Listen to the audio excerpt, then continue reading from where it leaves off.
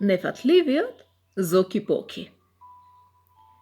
Го бараат Зоки во собата, го нема. Го бараат Зоки во спалната, го нема. Го бараат Зоки во кујната и во шпајзот, пак го нема. Го бараат Зоки по скалите, пред зградата, на балконот, на долниот кат во станот на неговата пријателка Лидија, а него го нема и го нема. Што ли стана со тоа дете? Сите викаат по Зоки Поки, а Зоки Поки од никаде не се јавува. Ах, какво дете! Но никој не го помислува на вистинското. Зашто додека го бараат во кујната, Зоки се наоѓа во спалната.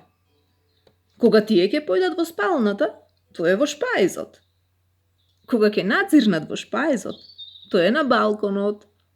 Кога ќе дојдат на балконот, тој е кај Лидија.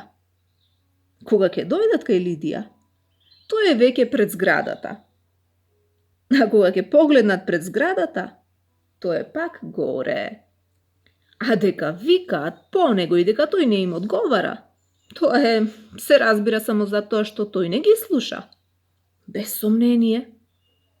Кој е виновен што никому не му текнува да помисли дека е Зоки Поки нефатливо дете?